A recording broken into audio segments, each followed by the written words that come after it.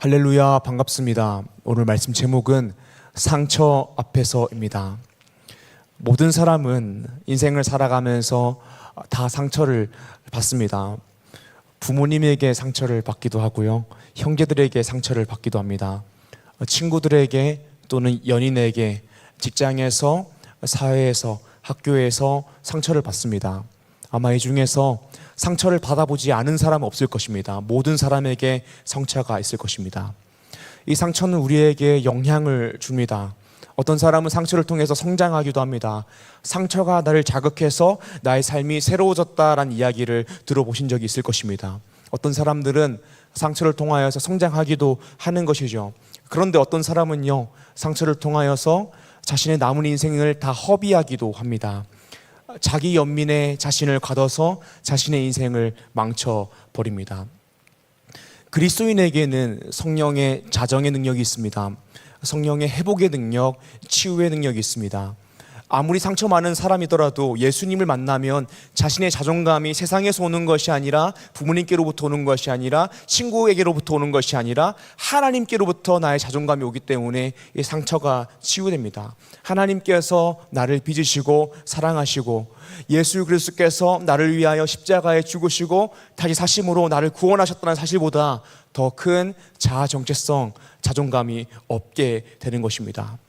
그리스도인들의 정체성은 예수 그리스도의 십자가에서 오게 되는 것입니다. 그러므로 십자가로 우리의 상처가 씻어져야 됩니다. 그리고 십자가에는 그런 능력이 있습니다. 하지만 우리가 예수를 믿는다고 해서 우리 인생 가운데에 상처, 고통, 고난이 생기지 않는 것이 아닙니다. 늘 아픔이 가득하고 고통당하는 것이, 상처가 생기는 것이 인생입니다. 그리고 예수를 믿는다고 해서 통증이 없는 것이 아닙니다. 상처를 받으면 똑같이 아프기도 합니다. 그런데 문제는 무엇이냐면, 상처는, 그리고 상처로 인한 통증은 우리로 하여금 적극적으로 주님을 위해 사는 일들을 가로막을 때가 너무 많다라는 것입니다. 오늘 말씀 제목은 상처 앞에서입니다. 우리가 오늘 말씀 본문을 통하여서, 또 성경에 있는 여러 본문을 통하여서 바울과 성경 속에 있는 여러 인물들이 어떻게 상처를 이겨내고 하나님을 위해 살아갔는지 말씀을 통해 나누고자 합니다. 사랑하는 리조이스 청년 여러분, 오늘 말씀을 통하여서 우리 인생의 상처는 실제하지만 그 상처에 넘어져 앉아있는 것이 아니라 십자가로 모든 것이 회복되어 주님을 위하여 기쁨으로 살아가는 우리 청년 한 사람 한 사람 되기를 주님의 이름으로 축복합니다. 아멘. 먼저 오늘 본문을 보며 바울이 어떤 상처를 받았는지 확인해 보기 원합니다. 오늘 말씀 본문에 바울은 3차 선교 여행을 마쳤습니다. 그리고 성령님의 인도하심 따라 예루살렘으로 가게 됩니다. 예루살렘에 가게 되면 바울은 유대인들에게 잡혀서 이방인들에게 넘겨지게 될 것입니다. 성령님께서 이미 그런 일이 일어날 거라고 바울에게도 말씀하셨고 바울의 제자들에게도 알려주셨습니다. 바울은 자신이 예루살렘에 가게 되면 어떤 일을 당할지 알게 되었습니다. 그래서 바울의 제자들이 바울로 하여금 예루살렘에 가는 것을 말렸습니다. 하지만 바울은 예루살렘에 간다라고 이야기하며 이렇게 고백합니다. 사도행전 21장 13절의 말씀입니다. 제가 읽겠습니다. 바울이 대답하되 여러분이 어찌하여 울어 내 마음을 상하게 하느냐. 나는 주 예수의 이름을 위하여 결박당할 뿐 아니라 예루살렘에서 죽을 것도 각오하였노라 하니. 아멘. 그렇게 바울은 자신이 잡히게 될 것을 알면서도 죽음을 각오하고 예루살렘으로 들어갑니다. 그리고 성령님께서 알려주신 대로 예루살렘에 들어가자마자 유대인들에게 잡혀서 재판에 넘겨집니다. 바울은 자신을 변호했습니다. 바울이 변호를 마치고 나니 유대인들의 소동이 더 커졌습니다. 그래서 왜 유대인들이 바울을 고발하는지, 바울이 진짜 잘못을 저질렀는지 알기 위해서 채찍질하여서 바울을 신문하고자 하였습니다. 그런데 그 순간 바울은 자신이 로마 시민권자임을 밝혔습니다. 로마 시민은 고문을 받을 수 없습니다. 그리고 로마에서 정식 재판을 받은 다음에 유죄를 확정받아야지 어떤 처벌을 받을 수 있습니다. 그래서 바울을 잡았던 천부장이 자신의 권한으로 바울을 처벌할 수 없고, 또 바울을 잘못 처벌하여서 로마 시민이 죽어버리면 자신이 처벌을 받을 수 있기 때문에 영내에 데리고 들어왔습니다. 그런데 그때에 유대인들이 한 계획을 만듭니다. 오늘 본문 말씀 12절에서 15절입니다. 제가 읽겠습니다. 날이 새매 유대인들이 당을 지어 맹세하되 바울을 죽이기 전에는 먹지도 아니하고 마시지도 아니하겠다 하고 이같이 동맹한 자가 40여 명이더라. 대제사장들과 장로들에게 가서 말하되 우리가 바울을 죽이기 전에는 아무것도 먹지 않기로 굳게 맹세하였으니 이제 너희는 그의 사실을 더 자세히 물어보려는 척하면서 공회와 함께 천부장에게 청하여 바울을 너희에게 데리고 내려오게 하라. 우리는 그가 가까이 오기 전에 죽이기로 준비하였노라 하더니. 아멘. 바울을 죽이고자 하는 유대인들은 잡혀있던 바울이 영내에 나오게 하여서 숨어 있다가 바울을 죽이려고 하였습니다. 그런데 바울을 죽이려고 하는 암살 계획을 누군가 바울에게 알려줍니다. 오늘 말씀 16절입니다. 제가 읽겠습니다. 바울의 생질이 그들이 매복하여 있다함을 듣고 와서 영내에 들어가 바울에게 알린지라. 아멘. 16절을 보게 되면 바울의 생질은 누이의 동생을 이야기하며 조카를 이야기하는 것이죠.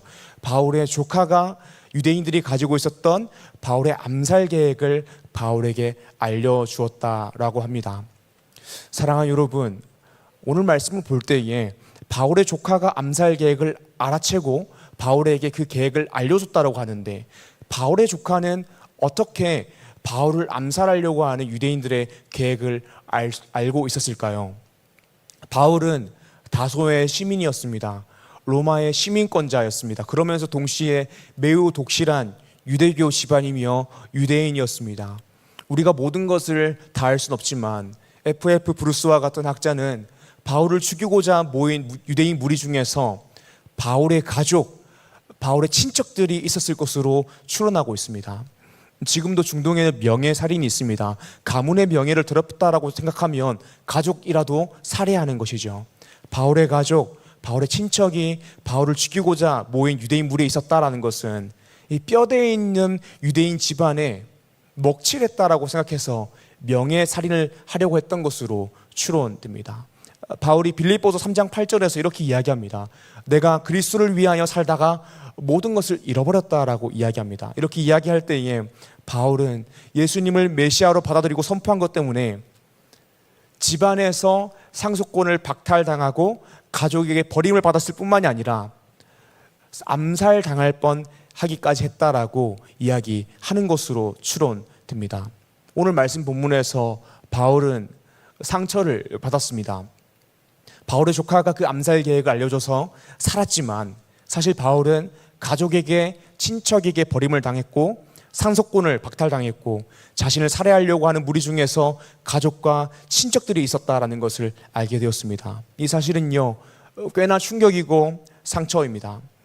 바울은 상처를 입었습니다. 그런데 바울은 상처로 말미암아서 자신의 사명 감당하기를 멈추지 않았습니다. 여전히 하나님을 위해서 인생을 들였습니다. 바울은 어떻게 이 상처를 이겨냈을까요? 오늘 말씀 첫 번째입니다. 오늘 말씀 첫 번째로는 상처에 머물러 있지 않음으로 상처를 이겨냈습니다. 유대인 무리가 바울을 죽이고자 하고 바울을 죽이고자 하는 유대인 무리 중에 바울의 가족이 있었다는 사실을 알기 전날에 예수님께서 바울에게 직접 찾아와서 이렇게 말씀해 주셨습니다. 오늘 말씀 본문 11절입니다. 제가 읽겠습니다. 그날 밤에 주께서 바울 곁에 서서 이르시되 담대하라. 내가 예루살렘에서 나의 일을 증언한 것 같이 로마에서도 증언하여라 하리라 하시니라. 아멘. 예수님은 바울에게 찾아와서 담대하라라고 말씀하십니다. 왜냐하면 바울의 가족, 바울의 친척들이 바울을 죽이고자 하는 사실이 바울에게 상처가 될 것임을 알기 때문입니다. 바울은 자신의 조카가 와서 유대인들이 자신을 살해하려는 계획을 알려주었을 때에 그 사실이 굉장히 충격이 되고 상처가 되었을 것입니다. 하지만 하나님의 말씀, 주님의 말씀을 기억함으로 이 상처에 머무르지 않았습니다. 담대했습니다. 사랑하는 여러분, 모든 사람은 상처를 받으며 살아갑니다. 상처 없는 사람은 없습니다. 그런데 누군가는 아주 큰 상처를 입었음에도 불구하고 툴툴 털고 일어납니다. 반면에 누군가는 상대적으로 작은 크기의 상처이지만 아주 큰 통증을 느끼며 괴로워합니다. 누군가 사업을 하다가 동업자에게 사기를 당했습니다. 그래서 전재산 5억을 날렸습니다. 하지만 이렇게 이야기했습니다. 속은 쓰리지만 다시 일어나서 인생을 살아야죠 라고 이야기했습니다. 또 누군가는 보이스피싱을 당했습니다.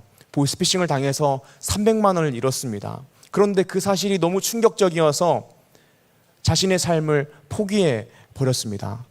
사랑하는 여러분, 이 두 사람을 봤을 때에, 이 두 사람의 상처의 크기를 봤을 때에 누구의 상처가 더 크겠습니까? 전 재산 5억을 날린 사람입니다. 그런데 우리가 인생을 살아갈 때의 문제가 무엇이냐면 이 상처의 크기가 아니라 그 상처에 따른 통증을 얼마나 느낄 것인가입니다. 우리가 작은 상처이든 큰 상처이든 상처받은 것에 머물러 있어서 상처를 계속해서 묵상하고 상처를 다시 맛보고 생각한다면 통증을 크게 느낄 수밖에 없을 것입니다. 우리는 상처를 받지만 그 상처에서 일어나야 됩니다. 상처에 몇 날 며칠 머물러 있어서는 안 됩니다. 우리 일어나서 통증을 최대한 줄여야 합니다. 다윗을 기억하여 보십시오. 다윗은 상처 많은 인생이었습니다. 다윗은 가족에게 사랑받지 못했습니다. 아버지 이새에게 사랑받지 못했고 형들이 다윗을 인정하지 않았습니다. 다윗이 나라에 큰 공을 세워서 사울의 사위가 되었는데 사울은 다윗을 죽이려고 하였습니다. 그래서 10수년의 세월을 도망 다녔습니다. 다윗의 인생을 보면 상처가 많을 수밖에 없습니다. 이런 인생을 통계적으로 보거나 교육학적으로 보면 이렇게 상처 많은 사람은 훌륭한 사람이 될 수가 없습니다. 가정 환경부터 안 좋고 결핍이 많고 사랑을 받지 못했습니다. 그런데 다윗은 그 상처에 머무르지 않았습니다. 자신의 자존감을 가족에게 두지 않았습니다. 다른 사람에게 두지 않았습니다. 하나님께 두었습니다. 그러므로 어떤 상처가 있든 간에 하나님 앞에서 자신이 살아가야 될 인생을 그냥 당당하게 살았습니다. 사랑하는 여러분, 여기 앉아있는 우리 모두는 상처가 있습니다. 그리고 그 상처가 클 수도 있고 작을 수도 있습니다. 또 우리 청년부를 넘어서 보면 작년까지 보면 우리 청년들보다 더 큰 상처를 가지고 계신 분들도 계십니다. 그러니까 사실 이 세상에 상처를 가진 사람이 나 혼자밖에 없다라는 사실 아닙니다. 모든 사람이 상처를 가지고 있다라는 것입니다. 그런데 사랑하는 여러분, 상처의 크기 자체가 중요한 것이 아니라 상처의 유무 자체가 중요한 것이 아니라 상처의 통증을 얼마나 줄일 것인가가 중요한 것입니다. 상처가 생기면 아픕니다. 그런데 우리가 상처가 생긴 다음에 그 상처에 머물러 있어서 의도적으로 통증을 계속 느낌으로 인생을 살아가지 못한다면, 하나님을 위해 사명을 감당하지 못한다면 그 인생은 계속 아프고 계속 불행한 인생일 것입니다. 사랑하는 여러분, 여러분들의 자존감을 가족에게 두지 마시고 직업에 두지 마십시오. 여러분들의 자존감을 학교에 두지 마시고 친구들에게 두지 마십시오. 오직 십자가에 두고 하나님께 두므로 세상을 살아가며 겪게 되는 상처에 머무르지 않고 이겨내어 하나님 앞에서 인생을 하루하루 기쁨으로 살아가는 우리 리조스 청년 한 사람 한 사람 되기를 주님의 이름으로 축복합니다. 아멘. 오늘 말씀 두 번째로 상처를 어떻게 이겨낼 것인가. 오늘 말씀 두 번째는요, 상처를 믿음으로 해석해야 합니다. 우리가 방금 바울과 다윗의 상처를 보면서 상처에 머물러서는 안 된다. 나의 자존감을 하나님께 두므로 상처에서 일어나서 통증을 줄여서 인생을 살아가야 된다라고 이야기했습니다. 이번에는 요셉이라는 사람을 살펴보고자 합니다. 요셉은 사랑받는 아들이었습니다. 그런데 그 사랑은 아버지의 편애였습니다. 아버지의 편애 때문에 형제들에게 시기 질투를 받았습니다. 그리고 자신의 형들이 요셉을 시기 질투하여서 요셉을 노예로 팔아버렸습니다. 10년간 종살이를 했습니다. 10년의 인생이었습니다. 3년간 죄수로 살았습니다. 무려 13년 동안 고통을 당하며 상처받으며 산 것입니다. 사랑하는 여러분, 이것이 얼마나 큰 상처이겠습니까? 자신을 팔아버린 형들을 생각할 때마다 얼마나 이가 부득부득 갈리겠습니까? 요셉은 10년간 종으로 살고 3년 동안 죄수로 살다가 하나님의 은혜로 애굽의 총리가 되었습니다. 그리고 간문이 들어서 형들이 곡식을 구하러 애굽으로 찾아왔습니다. 요셉은 복수하지 않았습니다. 오히려 모든 가족을 애굽으로 데리고 왔습니다. 요셉의 아버지가 죽은 후 형들은 요셉이 복수할까 봐 두려워했습니다. 그래서 형들이 요셉에게 나아가서 나는 너의 종이다라고 이야기했습니다. 창세기 50장 18절에서 21절입니다. 제가 읽겠습니다. 그의 형들이 또 친히 와서 요셉의 앞에 엎드려 이르되 우리는 당신의 종들이니이다. 요셉이 그들에게 이르되 두려워하지 마소서. 내가 하나님을 대신하리이까. 당신들을 나를 해하려 하였으나 하나님은 그것을 선으로 바꾸사 오늘과 같이 많은 백성의 생명을 구원하게 하시려 하셨나니 당신들을 두려워하지 마소서. 내가 당신들과 당신들의 자녀를 기르리이다 하고 그들을 간곡한 말로 위로하였더라. 아멘. 요셉은 상처가 있었습니다. 그리고 그 상처는 절대적인 크기로 봤을 때에도 굉장히 큰 상처입니다. 10년간 종으로 살았고 3년 동안 죄수로 인생을 보냈습니다. 그런데 요셉은 자신의 이 상처를 믿음으로 해석했습니다. 20절 말씀입니다. 당신들은 나를 해하려 하였으나 하나님은 그것을 선으로 바꾸사 오늘과 같이 많은 백성의 생명을 구원하게 하시려 하셨나니. 아멘. 요셉은 자신이 받았던 상처를 믿음으로 해석했습니다. 그리고 요셉의 첫 아들의 이름을 므낫셋이라고 지었습니다. 므낫셋의 이름의 뜻은 잊었다라는 것입니다. 내가 지난 일들을, 지난 상처를 잊었다라고 아들의 이름을 통해서도 고백하는 것이죠. 사랑하는 여러분, 우리에게도 이 상처를 믿음으로 해석하는 능력이 필요합니다. 그것이 어떤 믿음입니까? 하나님께서 내 인생을 가장 좋은 길로 인도하신다는 믿음입니다. 우리 인생에도 상처들이 존재합니다. 크고 작은 상처들이 존재합니다. 그런데 우리는 이 상처를 믿음으로 해석해야 됩니다. 당장 이 시기에는 해석되지 않지만 선하신 하나님께서 나를 가장 좋은 길로 인도하고 있다는 것을 믿을 때에 이 상처는 그저 과정일 뿐입니다. 그리고 시간이 흘러 돌이켜보면 요셉처럼 믿음으로 이 상처를 해석하게 될 것입니다. 어린 시절에 또는 인생에 상처 많은 사람들에게 문제가 있다, 이런 이야기를 종종 듣곤 합니다. 하지만 상처는 사람을 망치지 않습니다. 통증이 사람을 망치는 것입니다. 사랑하는 여러분, 우리에게 이런저런 상처가 있을 수 있습니다. 부모님에게 지금도 상처를 받고 있을 수 있고요. 형제들에게 상처를 받고 친구에게, 사회에서 여러 곳에서 상처를 받을 수 있습니다. 하지만 사랑하는 여러분, 부디 상처에 머무르지 마십시오. 통증을 최대한 줄이십시오. 그리고 상처를 믿음으로 해석하십시오. 우리가 그렇게 할 수 있는 이유가 무엇입니까? 우리를 구원하기 위해 예수 그리스도께서는 끝없는 상처를 경험하셨습니다. 그리고 그 상처는 우리를 위해 당한 것이었습니다. 이사야 53장 5절 말씀입니다. 제가 읽겠습니다. 그가 찔림은 우리의 허물 때문이요 그가 상함은 우리의 죄악 때문이라. 그가 징계를 받음으로 우리는 평화를 누리고 그가 채찍을 맞음으로 우리는 나음을 받았도다. 아멘. 우리가 그리스도의 십자가 앞에 서면 우리의 상처의 문제는 사라집니다. 왜냐하면 우리는 예수 그리스도를 말미암아 새로운 생명을 얻었고 새로운 피조물이 되었기 때문입니다. 고린도후서 5장 17절 말씀입니다. 그런즉 누구든지 그리스도 안에 있으면 새로운 피조물이라. 이전 것은 지나갔으니 보라 새 것이 되었도다. 아멘. 우리 인생의 상처들은 여전히 존재하지만 우리가 예수 그리스도의 십자가를 바라보면 바라볼수록 그 상처의 통증은 줄어듭니다. 왜냐하면 우리의 인생의 의미가 상처에 있는 것이 아니라 하나님께 있고 십자가에 있기 때문입니다. 하나님이 내 인생의 주인이기 때문입니다. 사랑하는 리조의 청년 여러분, 이 사실을 꼭 기억하심으로 받은 상처 위에 머물러서 상처를 계속해서 묵상하고 맛봄으로 깊은 통증을 느껴 아무것도 하지 못하는 삶이 아니라 그리스도의 십자가로 말미암아 내가 새로운 피조물이 되었다는 것을 기억함으로 상처에 머무르지 않고 믿음으로 상처를 해석함으로 주님을 위해 기쁨으로 인생을 살아가는 우리 리조의 청년이 되기를 주님의 이름으로 축복합니다. 아멘. 이 시간 말씀 기억하심으로 함께 기도하길 원합니다.